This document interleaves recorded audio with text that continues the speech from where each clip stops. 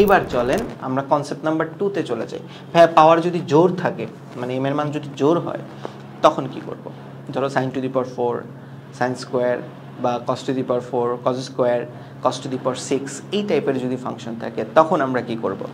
মনোযোগ দিয়ে একটা কথা শুনবা, সেটা হচ্ছে গিয়ে বিজোড়ের গুলা যতটা ইজি লাগলো যে ভাই ভাইঙ্গা তারপরে সাবস্টিটিউট করেন, জোরের গুলা আসলে ততটুকু ইজি লাগবে না। জোরের গুলায় যে কাজটা করতে হবে, আমাকে প্রথমত ফর্মুলা অ্যাপ্লাই করে ক্রমাগত এক ঘাতে নিয়ে যেতে হবে। ফর্মুলা অ্যাপ্লাই করে সলভিং স্ট্র্যাটেজিটা বলি। সলভিং স্ট্র্যাটেজিটা হচ্ছে গিয়ে ফাংশনকে এক ঘাতে রূপান্তর করতে হবে।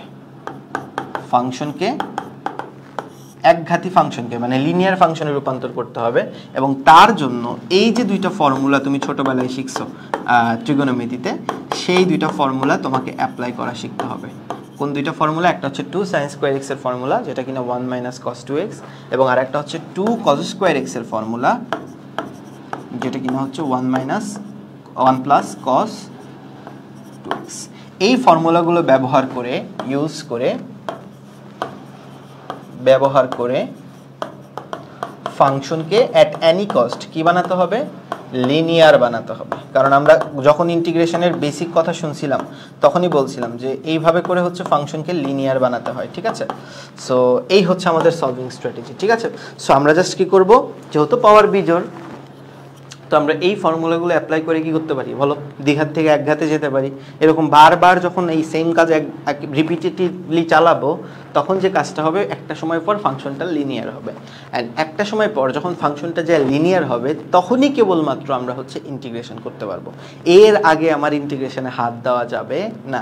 অ্যান্ড শিওর থাকো, এই কনসেপ্ট থেকে 4 মার্কের প্রশ্ন একটা পেয়ে যেতে পারো, like sin to the power 4 বা cos টু দি পাওয়ার 4 এর প্রশ্ন কিন্তু তুমি চলে আসতে পারে এখান থেকে। কোয়েশ্চেনের কনসেপ্ট খুবই সিম্পল, যে ভাইয়া তোমাকে পাওয়ার এই যে দ্বিঘাত থেকে একঘাতে যাওয়ার যে সূত্র, 2 sin স্কয়ার x এর সূত্র আর 2 cos স্কয়ার x এর সূত্র, এই সূত্রগুলো রিপিটেটিভলি চালাইতে হবে, এবং একটা সময় পর একঘাতে চলে যাবে ফাংশনটা। যখন লিনিয়ারে চলে যাবে, তখন প্রত্যেককে আলাদা আলাদা করে তুমি ইন্টিগ্রেশন করে দিলেই কাজ শেষ। চলো ভাইয়া যেই কথাগুলো বললো সেই রিলেটেড একটা অঙ্ক তোমাকে দেখাই। প্রথমে দেখো sin স্কয়ার x এর অঙ্ক। দেখো sin স্কয়ার x এ কি করতে হবে? রিপিটেটিভলি একঘাত বানাইতে হবে। তাহলে একঘাত বানানোর জন্য একটা কি লাগবে? 2 লাগবে কি লাগবে না বলো? অবশ্যই লাগবে ভাইয়া, নো ডাউট অ্যাবাউট দ্যাট। তাহলে অবশ্যই একটা 2 লাগবে, ঠিক বলছি? তাহলে যখন 2 লাগবে, তখন যেটা পাবো সেটা হচ্ছে 2 sin স্কয়ার x পাবো। এন্ড পোলাপান, তুমি আমাকে বলো 2 sin স্কয়ার x মানে আসলে কি?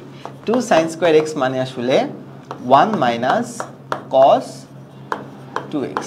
কোনো ডাউট আছে এই ব্যাপারে? কোনো ডাউট থাকার কথা না। 2 sin স্কয়ার x মানে হচ্ছে 1 - cos 2x। এবার বলো ভাইয়া কি করব? 1 এর আলাদা করে ইন্টিগ্রেশন করব, মানে 1 * dx এর আলাদা করে ইন্টিগ্রেশন করব। 1 * dx মানে কি? তো x ই তো, তাই না? এর ইন্টিগ্রেশন কি দাঁড়াবে? x ই তো দাঁড়াবে, তাই না? আর cos 2x এর ইন্টিগ্রেশন কি হবে? sin 2x। এতে কোনো সন্দেহ নাই। কিন্তু x এর সহগ যেহেতু 2 এবং x যেহেতু এখানে লিনিয়ার, তাই x এর সহগ দিয়ে পরিশেষে কি করতে হবে? ভাগ করতে হবে। and this is your answer। অবশ্যই লাস্ট লাইনে c লিখতে ভুলিও না, ওকে পোলাপান? লাস্ট লাইনে কিন্তু c লিখতে ভুলিও না। একদম ইজি প্রসেস। জাস্ট কি করতে হবে? ওই ফর্মুলা অ্যাপ্লাই করতে হবে 2 sin স্কয়ার x বা 2 cos স্কয়ার x এর। একটা সময় পর সবগুলো মান যখন লিনিয়ার চলে আসবে, মানে একঘাতী হবে আর কি, কোনো পাওয়ার থাকবে না, তখন প্রত্যেকটাকে আলাদা আলাদা করে তোমার হচ্ছে গিয়ে ইন্টিগ্রেশন চালাতে হবে। কথাটা বুঝতে পেরেছো নিশ্চয়ই পোলাপান? চলো দেখি আমি আরো একটা অঙ্ক দেখাই। Let's say sin to the power 4।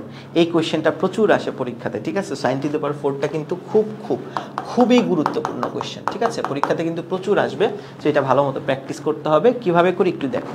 প্রথম কথা, আমাকে হচ্ছে কি এখানে লিনিয়ার বানাইতে হবে, মানে 2 sin স্কয়ার x এর ফর্মুলা অ্যাপ্লাই করতে হবে। তো সেটা যদি করতে চাই, প্রথমত আমাকে দেখতে হবে যে sin টু দি পাওয়ার 4 কে যদি ভাঙি, তাহলে এরকম দাঁড়ায় ব্যাপারটা। দেখো, sin square x whole square, আমি যদি ভুল না করে থাকি। এবং ভাইয়া যদি আমার ফর্মুলা অ্যাপ্লাই করতে হয়, তাহলে একটা 2 লাগবে। তাহলে ধরো 2 নিয়ে আসলাম। এখন 2 তো তুমি আসমান থেকে নাজিল করতে পারো না, তাই না? 2 কি তুমি আসমান থেকে নাজিল করতে পারো না? তো এই যে তুমি ভিতরে 2 নিয়ে আসছো, আসলে তো তুমি 2 নিয়ে আসো নাই, তুমি নিয়ে আসছো 2 স্কয়ার, মানে হচ্ছে 4। তাহলে তোমাকে পাশে ব্যালেন্স করতে হবে কত দিয়ে? 1/4 দিয়ে। কথাটা বুঝছো ভাইয়ারা? আশা করি। আমি আবার রিপিট করি, চলো। sin টু দি পাওয়ার 4 কে কি লিখলাম? sin square whole square. আর ভিতরের যে sin স্কয়ার আছে, তার যদি ফর্মুলা অ্যাপ্লাই করতে হয়, তাহলে তো একটা 2 লাগবে, তাই 2 নিয়ে আসছি আমি। আর 2 তো নিয়ে আসিনি আলটিমেটলি, তার উপর আবার পাওয়ার আছে, তাহলে 2 স্কোয়ার নিয়ে আসছি আলটিমেটলি। অ্যান্ড 2 স্কোয়ার মানে হচ্ছে 4 নিয়ে আসছি, দ্যাটস ওয়াই আমি ব্যালেন্স করার জন্য 1/4 দিয়ে গুণ দিলাম। ওকে, এখন চলো, এখন যদি আমি ফর্মুলা অ্যাপ্লাই করি, 2 sin স্কোয়ার x মানে হচ্ছে গিয়ে 1 মাইনাস cos 2x, এটা কানার ভাই অন্ধও জানে। এবার বলো, আমি যদি 1 মাইনাস cos 2x, এটার উপরে যেহেতু আবার বর্গ আছে, তাহলে আমি বর্গের ফর্মুলাটা অ্যাপ্লাই করে দিতে পারি। বর্গের ফর্মুলাটা কি? 1 minus 2 cos 2x plus cos square 2x। ওকে, এখনো দ্বিঘাত হয় নাই, বাট প্রথম দুইটার হয়েছে, প্রথম দুইটার মানে একঘাত হয়েছে, বাট লাস্টেরটা এখনো একঘাত হয় নাই। সমস্যা নেই, প্রথম দুইটাকে আলাদা আলাদা করে ইন্টিগ্রেশন করে দিব, করা তো যাই এরকম, তাই না? একাধিক ফাংশন যখন যোগ বা বিয়োগ আকারে থাকবে, প্রত্যেককে আলাদা আলাদা করে ইন্টিগ্রেশন করা সম্ভব। তাহলে একে আলাদা করে ইন্টিগ্রেশন করতে পারবো, cos 2x কে আলাদা করে ইন্টিগ্রেশন করতে পারবো, প্যাচটা লেগে যাবে হচ্ছে cos স্কোয়ারকে ইন্টিগ্রেশন করতে যাই। অসুবিধা নাই, কোনো প্যারা নাই, চল আমরা সেই কাজটা করি। তাহলে আমরা যে কাজটা করব, এই 1 ইন্টু ডিএক্স, মানে এটা যদি ইন্টিগ্রেশন করি শুধু এক্স আসবে, তো x ইন্টু 1/4, মানে 1/4 তো সবার সাথে গুণ, তাহলে x ইন্টু 1/4 মানে কি x/4 মাইনাস 1/4, আবার লিখলাম, সাথে একটা 2ও আছে, লিখলাম 2। তারপর cos 2x এর ইন্টিগ্রেশন, cos 2x এর ইন্টিগ্রেশন কি হবে? cos 2x এর ইন্টিগ্রেশন হবে হচ্ছে sin 2x ডিভাইডেড বাই 2। ভাই নিচে 2 দিয়ে কেন ভাগ করলেন? ওই যে x এর সহগ যে 2, তাহলে x এর সহগ যেহেতু 2, এটা যেহেতু লিনিয়ার ফাংশন, তাই x এর সহগটা দিয়ে হচ্ছে গিয়ে ভাগ কইরা দিলাম।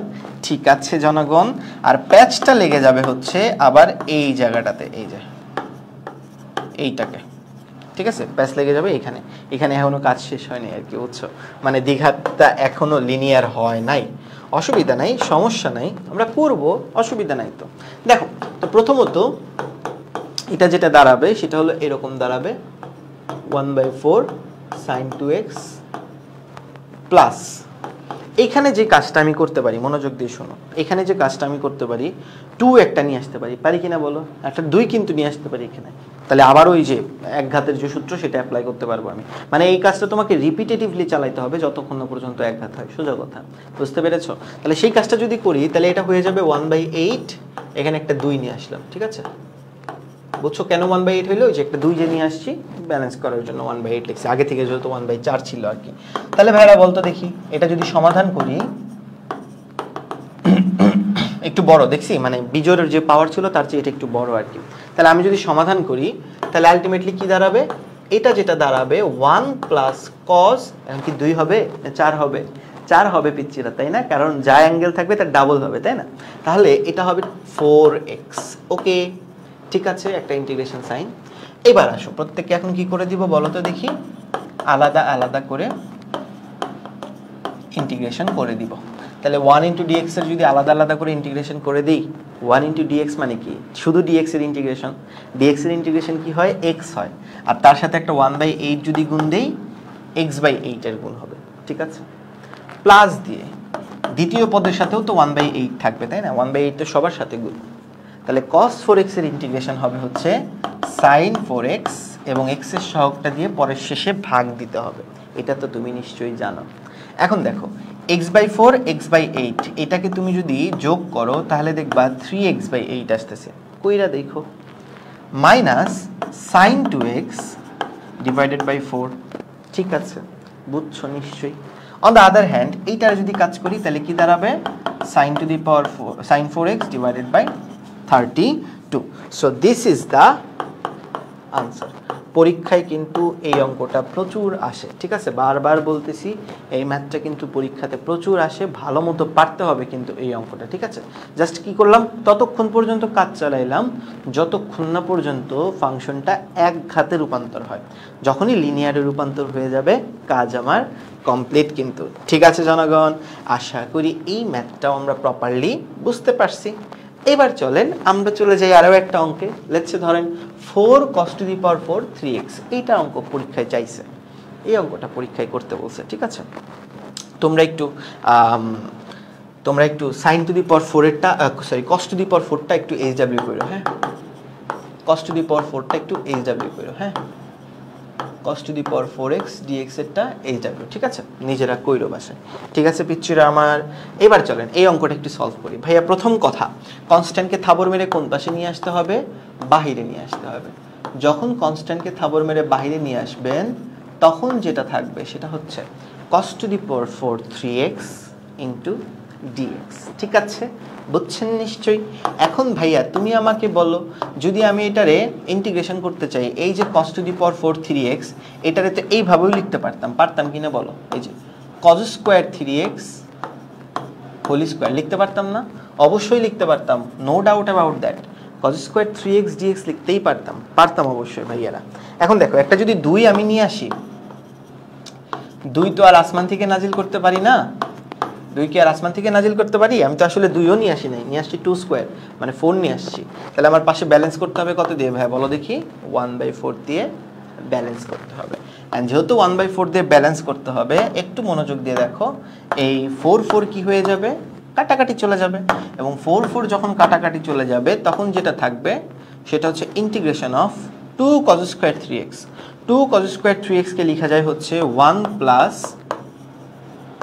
cos 6x। ঠিক আছে, 2 cos স্কয়ার 3x কে কি লেখা যায়? 1 প্লাস cos 6x, কারণ ওই যে অ্যাঙ্গেলটা থাকবে সেটা ডাবল হয়ে যাবে। কথা খুবই সিম্পল, যে অ্যাঙ্গেলটা থাকবে সেটা ডাবল হয়ে যাবে। এইবার আসো, এই যে 1 প্লাস cos 6x তার উপরে যে একটা মাথার উপর বর্গ আছে, তা তুমি বর্গটা করে দিবা না? বর্গ করলে যেটা দাঁড়াবে সেটা হলো গিয়ে এইরকম। ঠিক আছে, বুঝছেন নিশ্চয়ই? বর্গ করলে যেটা দাঁড়াবে a প্লাস বি হোল স্কয়ারের formula a square plus 2ab plus B square. ঠিক আছে পিচ্চিরা আমার? এবার আসেন ভাইয়ারা আমার, 1 কে আমি আলাদা করে ইন্টিগ্রেশন করব, 1 এর সাথে তো dx আছে, তাহলে dx এর মেইনলি ইন্টিগ্রেশন করতে হবে। dx এর ইন্টিগ্রেশন হবে x, কোনো সন্দেহ নাই। প্লাস দিয়ে এই 2 এর জায়গায় থাকুক, cos 6x এর ইন্টিগ্রেশন করতে হবে।